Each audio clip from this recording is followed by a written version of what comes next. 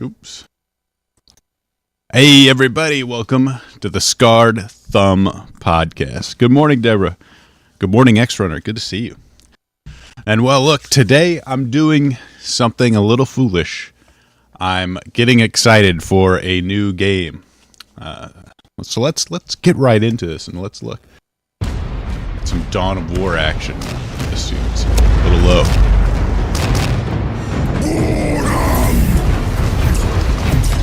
Too loud? I don't know why it's so loud. Warning. Engine damage catastrophic. Some stuff about this trailer that I don't like. But I love the designs. Like there with the, I just don't feel like there's enough weight behind some of this, like the shot. To the Thunderhawk.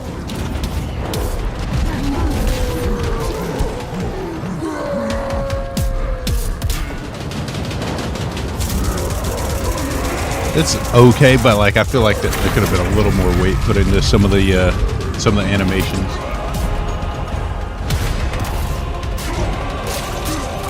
Stabbing, sneak up and stabbing. Oh, that's just cool stuff. That's so cool.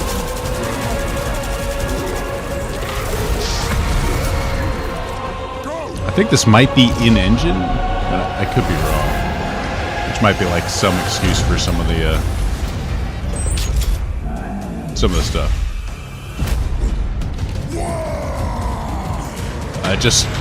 A lot of these models just don't seem to have a lot of weight to them. Like this guy, like. Now you're gonna die.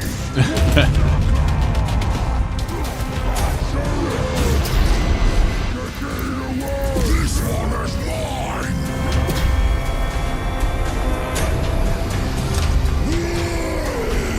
Target the aircraft.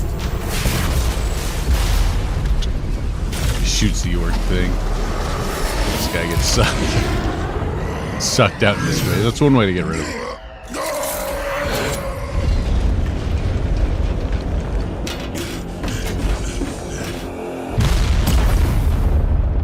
Runs right into it. It's typical orc tactics. I guess they lost their crap. We're gonna crash it in a panic. Yeah, good. They won't get away this time. Crash faster! Like that. Like this is such a disappointing ending. Like Crashing in a panic. Yeah, good. I like the line "crash faster," but crash faster. But like, what is with that smash? That thing should have like broke. It's like it's like the gentlest press. Like, should be no subtlety here. It should just be like, boom, and that thing just blows up. Or like, just gets crushed. It's just so weird. But it makes me a little nervous because it's like, all right, do you actually have time to work out all the details? But I mean, this looks pretty good overall. Like some of the animation could have been a little bit better, but there's also another trailer, or not a trailer, but this is a developer interview that kind of goes over some of the stuff that I think is really interesting. Warhammer 40,000 Dawn of War has been in hibernation since 2017, and its most recent installment was far from universally well received. I've never played Dawn of War 3. I've honestly, I didn't even hear of it. I was a big Dawn of War fan, the original. I really didn't like Dawn of War 2. I actually didn't play Dawn of War 2 just because I was so upset that they would change the formula so dramatically in the sequel. That I never even bothered to play it, and then afterwards didn't bother with Dawn of War 3. I mean, I didn't even know it existed. So when King Art Games was handed the task of bringing it back... So this is King Art Games, is not Relic. I don't know if Relic's not involved. They were the original makers of Dawn of War series, but they got bought up by THQ. I think THQ went under. Like, I haven't been able to keep track of which studios is shut down, which one's still around. And I mean, at this point, it doesn't even matter because none of the people that worked on Dawn of War, the idea that even if they were still, the idea that they'd still be at Relic or Relic exists at this point, none of the people involved would still be around. There were a lot of tricky decisions to navigate and an eager but picky fan base to face. We recently got to chat with creative director Jan Tyson and senior game designer Elliot Verbeest about how the team is calling the shots. Us, we're gonna crash into the planet! Yeah, good! They won't get away this time! Crash faster! And they show that again. Luckily, they cut off the very end. Previous game, Iron Harvest, that seemed to catch the attention of someone at Games Workshop. So they already made it's not too difficult to see why if you look at its big stompy robots. So we were working on Iron Harvest, our previous game, an RTS game as well, and that was a Kickstarter game, so we were very open about the development, right? And we showed a lot of stuff we can do with the engine and what we do in terms of art sort of and so on. steampunk. And someone at Games Workshop must have seen World that. War II type of thing. Contacted us and asked, if you would work, if we would do a Dawn of War 4, what would you do, basically? A proposal. And, so we was made not a any little better. pitch and we sent them over our ideas. Or at least it's universally in the presentation, hated. And we didn't really heard back from them a lot, right? And so we basically thought, okay, that's it, right? It's like cool that they ask us, basically. And then when Iron Harvest came out, it was successful, right? They basically came back and said, okay, now that they actually their game was actually like, can't really believe it, right? So it's more like, well, okay, now they're asking us, but in reality, we're not going to make Dawn of War 4, and slowly but surely it becomes more realistic, but you don't really dare to believe it, right? And then at some point, you sign the contract, and it's like, holy, it's there, we're doing it. For many, myself included, Dawn of War was the gateway to the whole Warhammer 40,000 universe, and King Art hopes that this next installment might be as well. It's a sprawling and sometimes convoluted... This trailer is like what they gotta live up to, and I don't think they did it. ...setting, so that's not exactly a straightforward task. A lot of people say, okay, Dawn of War, yes, that was like, the first time I really interacted with Warhammer. And so for us, it was very important to basically make a Dawn of War 4 that is, of course, for fans, but also like a potential entry point for someone who's new. I remember basically how I felt when I played the game like Dawn of War for the first time, and it was like, okay, it's super cool, but also I don't understand a lot, right? But I understood enough, so the game was fun, right? It was not like I had to know what all the different weapons do or something like that. It was more like, okay, I can figure it out, right? And I think that is also the approach we also simplified a lot of that, which is basically the later without any prior knowledge of Warhammer, you still need to understand what the factions are about. Honestly, it's probably best you don't understand anything about Warhammer. Because a lot of in the original Dawn of War, a lot of stuff wasn't like super lore accurate as far as like what beats what, or who could win, or how powerful units are. If you get like really stuck up in that stuff, it could ruin. I don't want to say ruin, but it doesn't. it doesn't make it better, for the you. Units are about. You got to kind of like let go, because you have to. It's a video game. You got limited units. It doesn't use the same balance as the actual tabletop game, so you have to kind of like let some stuff go. All the different weapons. It's not going to be a one-for-one representation, but it's fine. You can figure it out. Taking the brutal, aggressive orcs as an example, the goal with the design of the whole faction is that you should naturally be able to figure out how to play without knowing a ton about their lore or even having it spelled out for you. But those of us who have been living part of our lives in this universe for years should still have stuff to be excited about. We don't really tell the players, if you play orcs, you should have a lot of units and a lot of buildings and, just have this explosive expansion.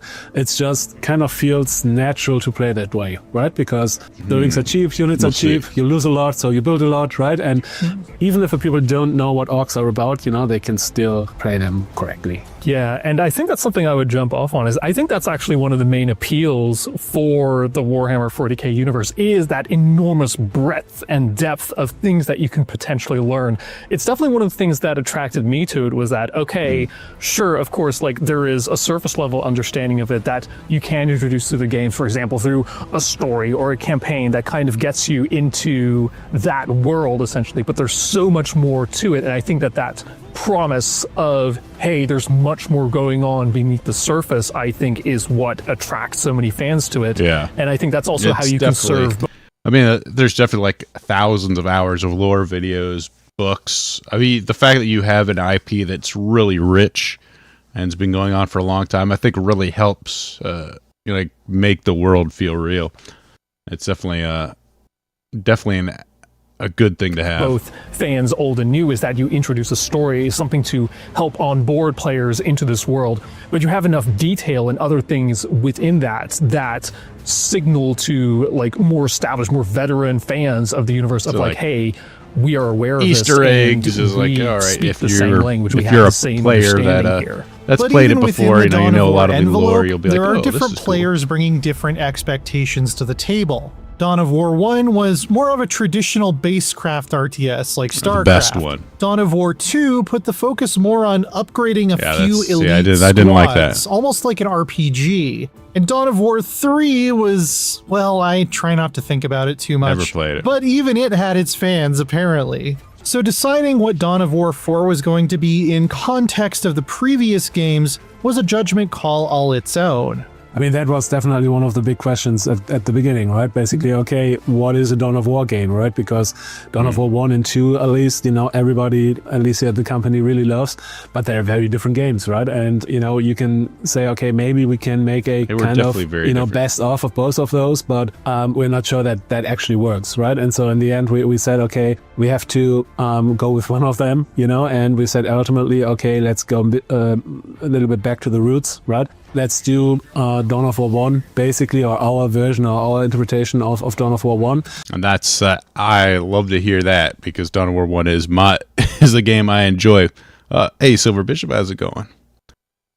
Good to see you. But I think it's the best. I mean, I never played Dawn of War 2, so I can't really, hard for me to say which one's better, but I mean, I played thousands of hours of Dawn of War 1, so I would love to have a sort of like newer, maybe different version. We'll see. There's potential for them to make something that could be even better. I'm not sure if it would be, but I don't know just how much developments happened in the RTS genre lately. It just seems like it's such a niche genre now. Back in the day, it was so huge before sort of the MOBAs became a thing. League of Legends took off, and Dota, RTSs were like one of the big franchises. Like Command and Conquer, StarCraft, Warcraft. Nowadays, it's like you have to look for it. You have to go looking for RTSs to play. Let's see if something from Dawn of War 2 or even 3 works with that, right? And if it does, sure, then let's put it in. But, Dawn of War 1 was clearly like our guiding star. Yeah, and it's really interesting because that also informed a lot of the gameplay and design decisions that we made as well. The real-time strategy like genre is also something that has very different market segments or different audiences that have very different, sometimes conflicting needs. And I think that having that clarity of vision of we want to go for Dawn of War 1 and how people felt about that definitely also informed a lot of the choices that we made as to what kind of parts of the game are we focusing on. So like that's why we have this emphasis on the campaigns as kind of like our flagship feature, as well as having all these, fantastic cinematics and CGIs that we then have then.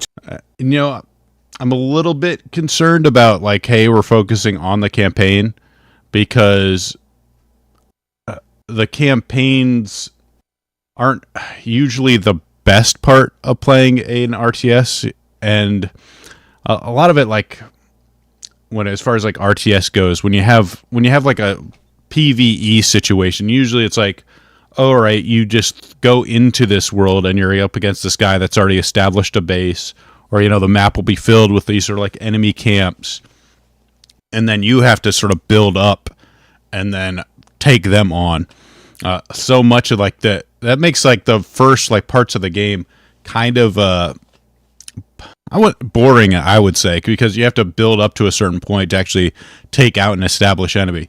When you're fighting 1v1 against an opponent, usually at the same exact, you're on equal footing. So expanding, hitting certain, tech windows at the right time. That's what playing an RTS, or at least playing Dawn of War, was about. Like, you had to expand, you had to control the map, or there was certain strategies where you just necessarily don't go for as much of the map, but you go for like a quick tech, and then use the superior tech to sort of force them back. And there's some cheese strats in there too, but that's what like an RTS in a PvP situation's about. Meanwhile, a PvE is almost totally different. And at this point, I don't know if I'd even play PvP in Dawn of War 4. Who wants to put in like hundreds of hours to PvP? I mean, I'm sure I can at the moment. It just takes too much work to sort of get good enough to go against other players. So maybe a solid campaign would be more enjoyable for me at this point, but I don't know. I mean, like, I gotta get the recycled mechanics argument because I don't know, but honestly, I would be okay with playing a game that feels like more of a traditional RTS at this point. Like, I haven't played one forever. It wouldn't be the end of the world. They're like, whoa, this is a totally new thing, and then it's I've never played something like it, so it's cool. Which we're at King of Hell now that are hitting a ditch. The most difficult thing to get right in within RTS is the balance of the units. I mean, it is really hard. There's a lot of different units. I mean, you have 4 different armies.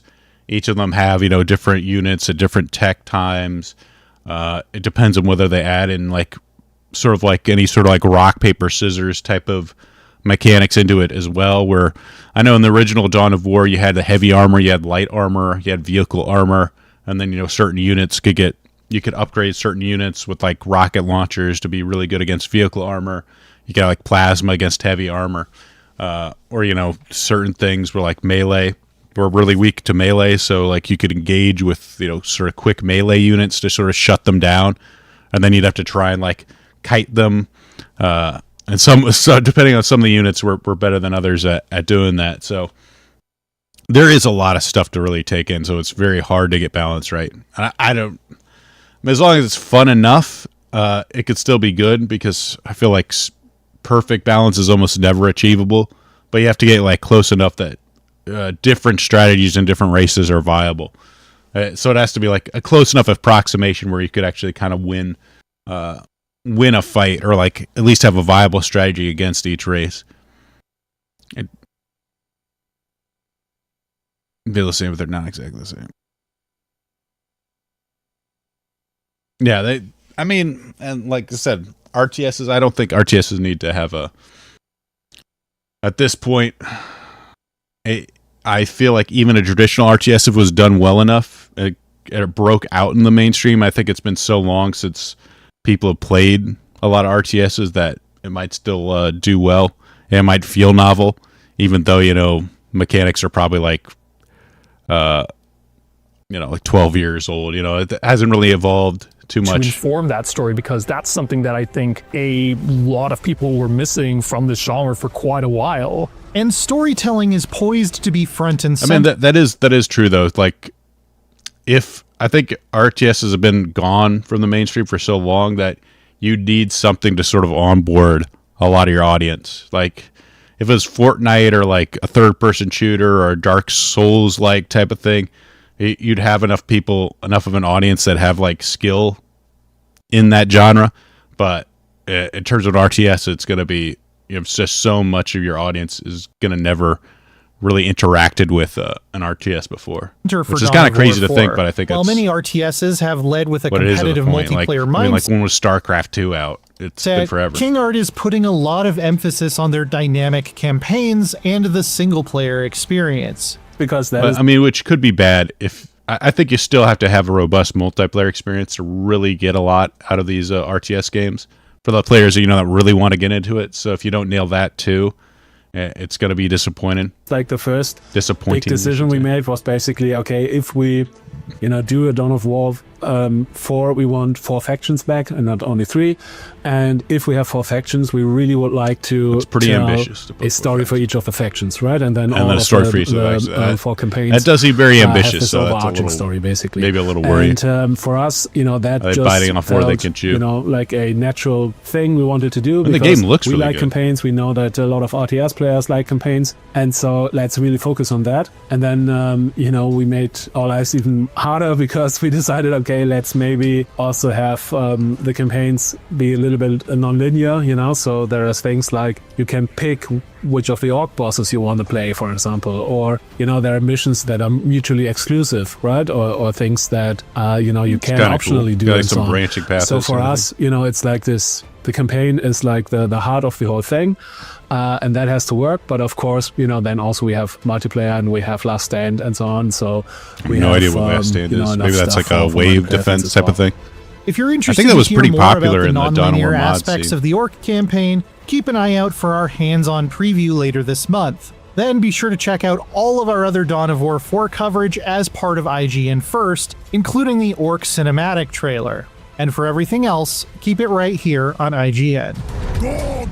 Yeah, I think there is an argument to make it simple as well, where you almost sort of need in a genre need to have games that kind of like act as things like on board. This is one thing I think about shoot 'em ups. Like, if you make a shoot 'em up if you just have shoot 'em ups that are really tailored to super experienced players, that have like a lot of like complex mechanics or like really difficult, it could be hard to get sort of like newer people into it.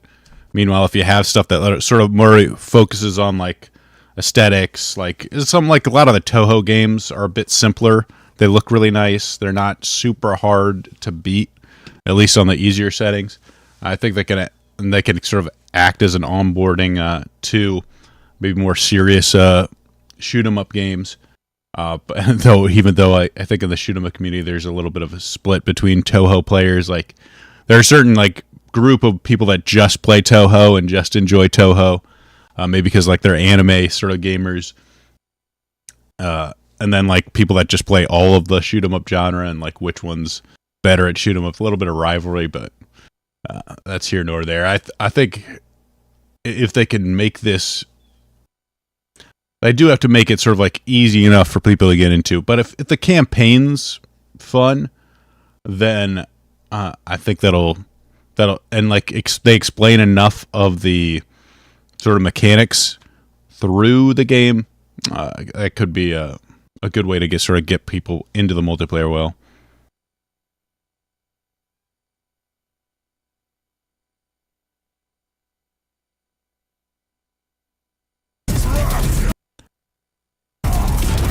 Now you're gonna die! I mean, the original Dawn of War had plenty of balancing issues too, but I mean, overall, it was all right. There were certain patches and certain expansions that they were insanely OP, but they did eventually kind of get them. The problem is like the second especially with Dawn of War, the second they got them into a place where like kind of was feeling balanced, they announced a new expansion. It's like, what the hell? No, now you're just adding 2 more races in. Oh, that's cool. You finally got Winter Assault balance, feeling kind of balanced, and now we're just going to add in Necrons and Tau, and cool, we'll just throw that out the window. Awesome. Really cool. So, I mean, it depends on how well it does, whether or not they'll, be able to add enough patches and keep supporting it enough to sort of get it into a right place. Because there's never going to be a world where this doesn't have issues when it first comes out. It just has to happen. This was crazy, but we'll move on from Dawn of War. But this is crazy stuff by PC Gamer. Epic Games CEO Tim Sweeny argues banning Twitter over its ability to generate AI generate pornographic images of minor is just gatekeepers attempting to censor all their political opponents. It's what a crazy way to phrase this. So, and this thing by Ted Litchfield, I guess is his name, just a complete moron. Doesn't even show his face. Not the writing here is so bad. Not the hill I die on, but I'm not a billionaire. I see billionaires, just totally different people. As reported by Eurogamer, Epic Games CEO Tim Sweeny took to X, formerly Twitter, to criticize an attempt by U.S. lawmakers to ban the social media app and its accompanying generative AI tool Grok. The move came after users discovered that Elon Musk's Grok has the ability to take photos of real people, including minors, and produce image of them undressed or in otherwise sexually compromising positions, flooding the site with such content. So, I mean, if you haven't been following, Grok has there's this trend Grok put her into bikini type of stuff. And of course, I assume they have some way to get around some of these AI restrictions and put kids in bikinis. I mean, I don't know if it knows the difference between the two. But it's really the whole thing. U.S. lawmakers, by U.S. lawmakers, they mean Democrats. Let's be fair. And they want to ban X, not because they give a shit about pornography, minors in compromising positions. It's because they don't like what people are saying on X about other stuff. The fact that they don't control this platform is the main reason they want to take it down. And they'll use any means to do so.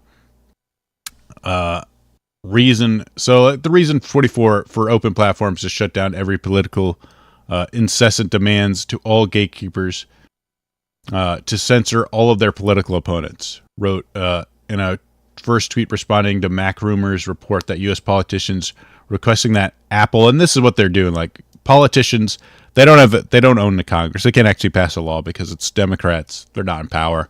They're requesting that Apple and Google, though, remove it. They're trying to put pressure Apple, Google, please remove X from your platform, deplatform them from their app stores. All major AIs have documented incidents of going off the rails, which is true. ChatGPT, Claude, whatever. You can find sort of workarounds to get through this stuff. All major AI companies make their best efforts to combat this. None are perfect. Politicians demanding gatekeepers selectively crush one of them as their political opponent's company is basically crony capitalism. I mean, which is fair. It's the only reason they're going after Grok and X is because they don't like the fact that they don't control it. Elon Musk is pretty open about trying to make it as free speech as possible. So the fact that they're not actively censoring conservative opinions is an issue. So going off the guide rails is not the same as actively excusing content for pedophiles, wrote Remap, former Waypoint editor. I mean, this is all this bullshit. Your priorities as someone in charge of the company that makes a video game catering to young people are completely off. 404. So he's crying about what Tim Sweeny is saying, and then they try and make this about sexual abuse, which it's not. But Tim Sweeny responding here. This is vile. PC Gamer. I criticize a government official for pressuring Apple and Google to block a speech app owned by their political opponent, deflatforming 500 million users. Wow, they really have that much. It's probably half of its bots. On the pretense of stopping a small number of users from disturbing, disgusting content. so responding to it, and of course this was the tweet, just PC Gamer doing everything it can to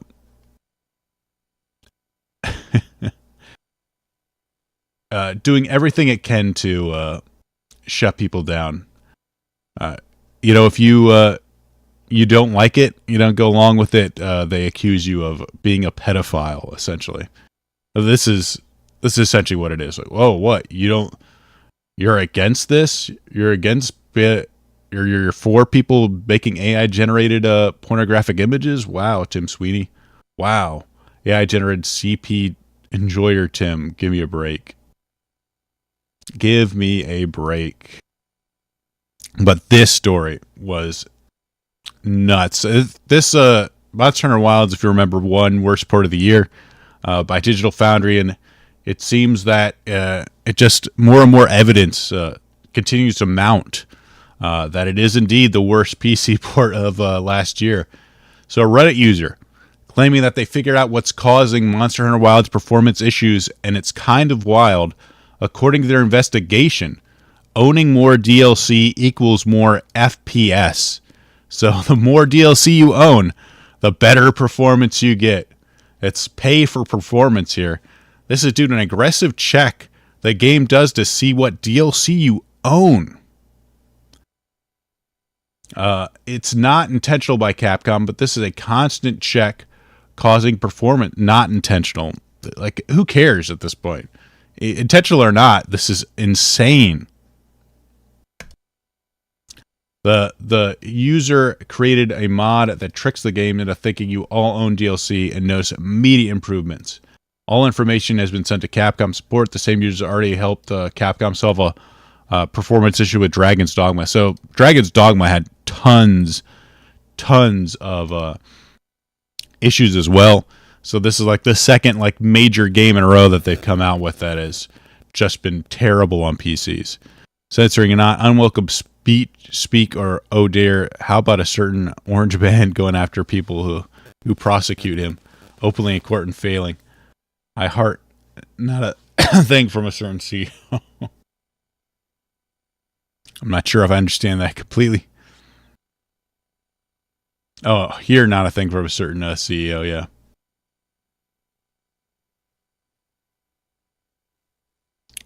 But yeah, this is nuts. The idea that DLC checks, I mean, your game not working worse because they're just checking for DLC constantly has to be one of the most infuriating ways to find out why there's a performance issue. So Digital Foundry has released an article on Monster Hunter Wilds DLC drama. I guess, I don't know, drama may be a word. This seems like universally condemned. But I guess it is kind of a dramatic reason for it. They confirm that it's an issue. The issue seems to mainly affect hub areas, and mid-range PCs are affected more. Upon entering the camp, the game has to check for DLCs thousands upon thousands of times in a minute. Adding to a CPU load, the mod performed CPU performance by up to 25% on the lowest settings. A different version of less DLC mod has been released publicly. Seems to be a bug and not an intentional feature. But crazy, you get so much more performance, 25% more performance by getting rid of this. And this is a video where you can see here in the middle of the screen, less DLC checks enabled, and it kind of shows you just how many times there's being a check for DLC. So this is just nuts to see how quickly this number goes up. And of course, they're in the town.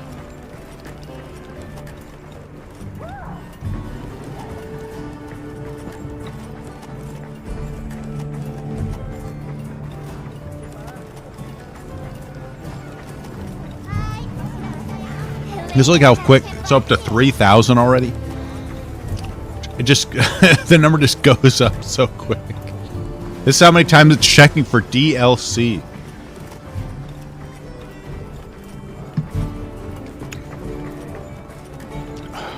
Wow. Over 6,000 already. Hasn't been even 45 seconds. Hasn't been a minute yet. It was like in less than a minute. is up to almost 7,000 DLC checks. It's just such an annoying way to realize like your performance is dipping. Is the fact they got to make sure you have your DLC. Make sure you're buying our extra stuff, guys. If not, we'll crash your performance. Just such a dumb thing to find out. Like, I mean, how embarrassing is it for Capcom that this is one of the reasons that their stuff is performing so badly? It's awful. I mean, Capcom has to do something about their PC ports. They got to take it more seriously or put more resources. I don't know. Get some people to help them out. This is pathetic. It's just it's like DRM, killing your performance. We got to make sure you're not stealing our stuff. So it's like, ooh, let's get it. Let's kill your performance in order to do that. That's a good trade-off, right? You paying customer suffer for us trying to prevent pirates from stealing our game. Meanwhile, it doesn't actually protect against piracy, and the pirates enjoy an even better experience than you do, paying customer. Sorry. Oops. Our bad. It's insane. Absolutely insane. I mean, Monster in the Wilds continues to have some issues. Not a lot of good news coming out of Wilds lately. Hopefully their expansion, or they got some. I think they're gonna be adding G rank at some point here, and maybe they can turn this around. We'll see. There's another issue where Brown Dust 2, which is a gacha game that's kind of very explicit, very definitely rides the line of what is allowed. Dev 2 bends the censorship, announced changes to character designs, cutscenes, contents, including removing the slap pop mini game. I don't know what that is. Due to concerns over objectification of women and potential abusive descriptions. And you got to imagine that this isn't from the idea of concerns over objectification of women. That's got to be like some sort of regulatory body somewhere making that a thing. Removing the slash that mitigating it's something that it's not something that should be done to a woman. Feature faded guests will be heavily toned down. Existing ones will be altered. Used lolly concerns as smokescreen to justify censoring everything. So people were not happy about this. Obviously, it's a gacha game.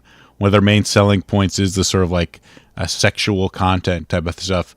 And honestly, it's pretty amazing how quickly a lot of this stuff gets removed because developers completely walk back every single change after massive player backlash. So when these say what you want about like Gooner games, but when you mess with this stuff, like they really, really get upset. And the company itself realizes just how much it relies on its audience to make money. So they're pretty quick to like, oh, we got to do something or we're done for. So Brown 2 developers completely walk back every single change after massive player backlash. After mass revolts, refunds, review bombing, Brown 2 developers held an emergency stream saying every change in active censorship will not be implemented. Instead, they will offer 2 clients. And this is, I guess, the solution here, and probably something they were trying to avoid due to costs, but then they realized it's going to cost them more not to do this because I'm sure you have to get like 2 different clients approved. It takes extra time. It's not super fun for them. But one uncensored and a censored version, one as region/rules demand. So I mean, this is the thing. As you want to expand to different regions, you have to sort of deal with what what these certain governments demand. So the sort of globalism kind of kills the niche nature of these games that a lot of players enjoy. So no more censored outfits, no removing minigames. This will only apply restrictions in countries that force them by law, which is kind of, I guess, not every place wants wants you to have this kind of stuff. So everyone else keeps the fully uncensored version forever. The game is safe. Players won this one. Kind of crazy.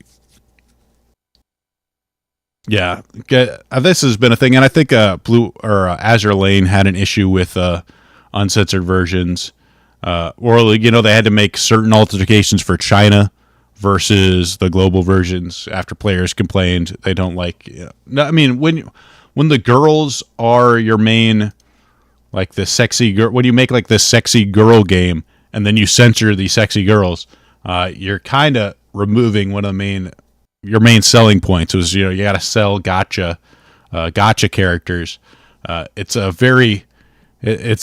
fine line here, and if you start messing with that stuff, your player base definitely gets upset, because that's one of the reasons they bought the stuff in the first place, or gave you your money in the first place. Shitty PC ports have always been a thing. The first part of Dark Souls was legendary bad, I can imagine. All the game is known for is for the sexual content. Doing what they did was the ultimate betrayal they're using. Exactly. This was like the most raunchy gacha game, is what Brown Dust 2 was known for. Like writing the very edge of pornography versus non-pornographic. It's like trying to be like 17, like just below adults only content. So it's yeah.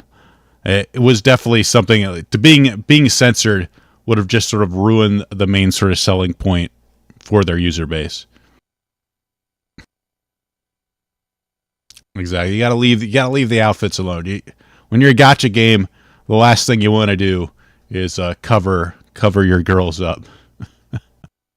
But speaking of here's something shutting down and pissed off fan base is New World Alternum will officially be taken offline from all platforms on January 31, 2027. I think this had like this sort of like resurgence after an update, but it is now already planning to go down. I got 1 year left of service before it is gone.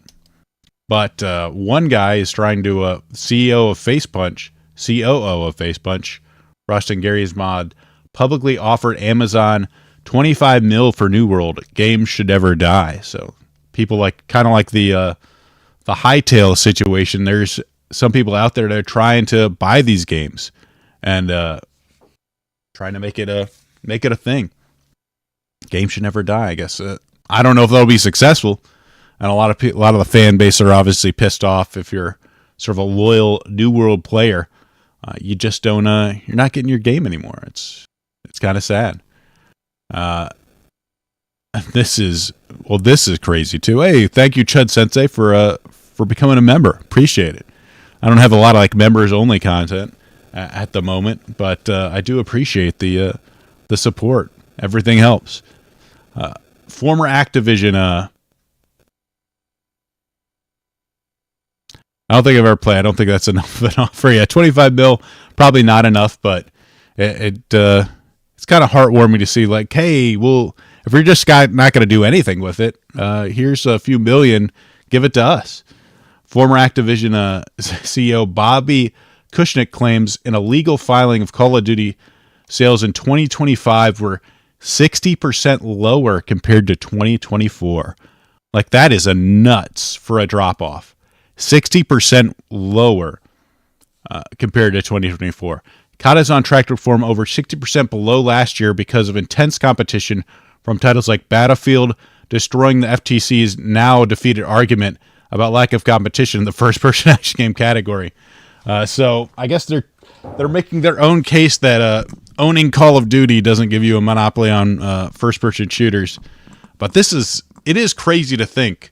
And then a lot of people are saying also Arc Raiders was another big thing that, it's not a first-person shooter, but it kind of like got into that sort of do-bro, let's play a shooting game type of audience. So I cut into that too, Battlefield.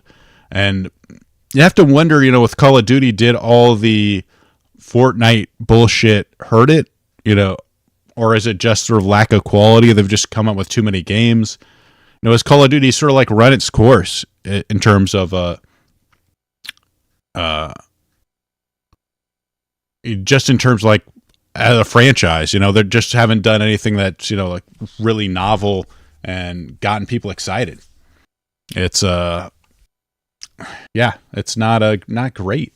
Not great for them, and they did make an announcement that they're not going to release Call of Duties like year after year from now on. So after this giant drop, I think they realized, hey, maybe we need to step back and sort of like make it better, but also like make ourselves like less like in some ways you just have to step back. If you just give people too much Call of Duty, they just get sick of it. You have to let these things sort of like chill out for a bit, and then that way when you come in with another Call of Duty, maybe it's been a few years, people are like, oh sweet, Call of Duty. You gotta like let the IP sort of rest a bit so people can get excited for it again. If it's just like, here's a Call of Duty, here's another Call of Duty. Oh, you haven't finished playing this Call of Duty? Well, here's another Call of Duty for you. And of course, this still sold in down 6% is crazy, but the amount of stuff this sells, like Call of Duty, like usually there'll be like 2 different versions of Call of Duty on the best-selling games of the year. But the fact that it even dropped 60% is still on the top-selling games is nuts in terms of how big this franchise is. Gamers don't have the funds to be buying new games right now either, at least in the US. Too much releasing prices are too high. Yeah, I mean, you just gotta give people a break at some point. It's just how it works. Sometimes you just gotta the best thing you can do is just step away for a bit, make people miss you, and then come back if you want to like really like make yourself a thing again. And I also think they gotta get rid of all these like stupid. I'm personally just not a fan of all the crazy animations that they've done with it. Nicki Minaj, all the stupid crossover Fortnite shit. I wish they get rid of it too, and like, hey, have someone write a serious like Modern Warfare 2 is a sort of classic thing where like no Russian and they're going and shooting. Make something serious, something gritty, something down to earth that I think will appeal to guys. It could be done. It could be done. I don't know if they have the means to do it, or if that's allowed. You're allowed to make a serious game for men anymore, but I don't know. I mean, it's like some of the goofy animations and crossover skins were just too much for me. But that's my own opinion of it. I don't know what their market just 14-year-old kids that think that's the coolest thing in the world. Maybe. I don't know, but it's crazy. And this was kind of a funny thing where Peak explains its pricing. I wasn't a fan of Peak, but I kind of get this. It's kind of interesting psychology in terms of pricing. In a player mind, what does it mean to spend $5? Well, that's $5, but $6, well, that's still $5. And I kind of get that. $4 is also kind of $5. He continued. $3 is $2, and $2 is basically free. Again, this makes sense to me, which is kind of disturbing. So we got these tiers, like $12, that's $10, but $13 is $15. And we found that $8 is still $5. It doesn't become $10. $7.99, that's $5, right? So $8 is going to be $5 is the biggest differential we could find. So they're just trying to, how high can we price our game while still making it seem like it's $5? And, if you're one of these like friend slop type of games, multiplayer, where you need someone to buy in, or at the very least, in a lot of these cases, it's like people buying stuff for their friends. Hey, let's play Peak together, and let's play Peak together. I'll buy you the game. Someone. I think the reason I played Peak is because someone gifted it to me, actually, I didn't enjoy the game, but. Playing with friends always makes the game more fun. So if you make it cheap enough that you can like buy it for it, or get people to buy in pretty easily, $8 is $5, and really with inflation, it will be soon enough. Or $5 will become $8 in no time. So I don't do games like that, so no comment. It is what it is. But I think if you're making the type of game Peak is, you need to keep prices low. But so I guess $8 is $5, and it is kind of disturbing how that kind of makes sense, where it's like, $3 is kind of $2 and $4 is kind of $5. I get it, and I don't like it. And this video was horrendous. This is gotcha, all gotcha dailies in 30 minutes. I've been playing multiple gotcha games at a time, and it's a dark time. This is just dailies. Dailies are the worst part of gotcha games, but I mean, this is what these games are. Unfortunately, they're meta games. It's about, it's a meta resource management game that kind of like adds in this sort of cover of whether it's action or strategy or something else, to sort of make it look like it's a game, and your choices matter. But really, it's all about resource management, having the proper character with the stuff and skills and weapons at the proper levels. Like, that's the real key to success, is doing this daily and spending money, not the actual how you execute the actual sort of game, in scare quotes, that's attached to these things. But it is crazy. And this was just cool. This is just a cool and fun. I try, but only stick to it. I think you can only really do one gotcha game at a time. It just having to do like a daily run, which I mean they usually take, between like 15 to 30 minutes. I mean, Blue Archive at least allowed you to skip most of the stuff, but it's also like 90% of your daily routine is just menu management, which is kind of nuts, but maybe at the end of the day, that's the best way to do it. Rather than like, oh, I'm in Genshin, I'm going to go kill a boss, I got to make sure to use all my stamina and then unuse it again. I mean, Azure Lane, I think you could skip a lot of the stuff. Like maybe there's one or two things that you couldn't, like the PvP, where you just sort of did it for the to potentially get rewards. Eventually, I just burn out on them. I could only play. I think a month is basically my limit on these gotcha games now. Where like I have fun for 1 month, maybe get a few of the. Give a little bit of money to it to get some of the characters, and then I'm just like, I can't do this anymore. It's like, especially with like Uma Musume, where it's like the runs take 10 to 12 minutes, or maybe sometimes even more. They're like a half an hour to do a career run. It's just like, I can't do it anymore. I'm sick of doing it. That's like the same career run I've done with like 20 other characters, and now I'm just trying to get like a slightly better. Some slightly better like skills on the Uma Musume, so I could breed it with another Uma Musume, and not an actual breed it, but use it as sort of the parents of the horse. It's like, oh, once you get in that level of grinding, it's just like I can't do it anymore. But this is cute. Fat Pikachu's coming back for the 30th anniversary, which is this year. Very cute. It doesn't ship to the USA. Hopefully it'll come to the US, but we'll see. What Pokemon Center decides to do. And this was pretty fun and pissed a lot of people off. But the White House and the people that are running these sort of ad agency or the accounts for Twitter continue to make these sort of, they got to be younger people because they keep making memes sort of aimed at younger people. This one being Stardew Valley. We're bringing back whole milk and making America healthy again. So Stardew Valley with Trump, and it's always fun because it pisses off a lot of liberals, especially the younger ones that think like all culture belongs to them. Stardew Valley is not a. Some people are like, "Concerned ape, I found someone for you to sue." As they quote tweet this picture, like parody and satire not allowed. You're not allowed to do anything like this. Apparently, you need to be sued. Stop them. Shut them down, Concerned Ape. And like, this is a guy. Oh wait, no, this is a different thing. Did I? No, I didn't.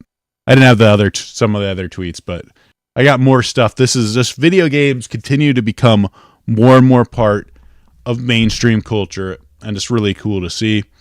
Here's McDonald's Japan doing more Toho memes. Generative AI commercial reference was not officially endorsed by main American branch of McDonald's. Was actually created by Netherlands branch. Okay, who cares? It was the AI generated commercial was awful. But again, I remind you that McDonald's Japan is consistently pumping out commercials like this, while American brand relied on Gen AI. This is like actually that was the Netherlands branch, but this is cool. This is a bad apple parody for their black pepper McNuggets. sort of famously memed all over the internet.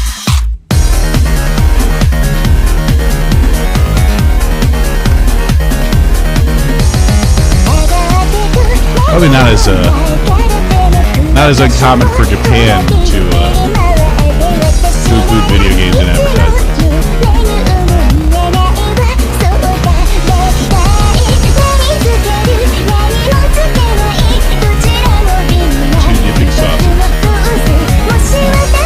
It is kind of funny to see some of their stuff that they have in McDonald's Japan versus American Japan, or American McDonald's.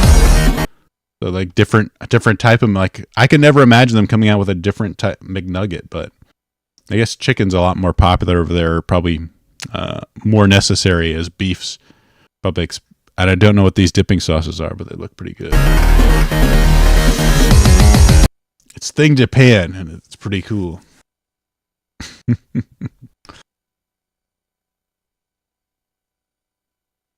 They own 7-Eleven. That's funny that 7-Eleven is owned by Japan, yeah.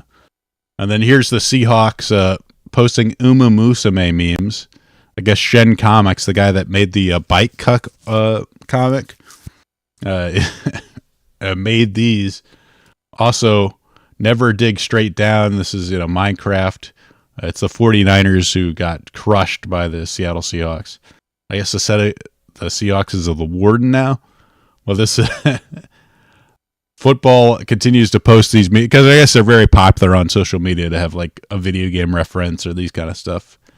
But it is good. I even saw the Texans posting more of these sort of like hood weeb, Jujutsu Kaisen parodies. It's pretty funny. But this is stuff that was considered like super nerd culture is now like reaching mainstream culture. And this, I really enjoyed seeing these. People have continued to make these, but this is Jodler General made in Valheim. It's such a clash of aesthetics, but it's pretty funny. You just see the random Jodler General. He did a mattress firm, T-Mobile. Adding parking lots to Valheim is pretty funny. It reminds me of driving through a rural area, and then you just have this sort of random Dollar General there. They're standing in it. People even making stuff like Chili's, McDonald's. It's so bizarre. It's like but it is, I think, pretty funny. The Waffle House in the middle of the swamp. Yep, that I hate the swamp, so. There's some fighting going down there.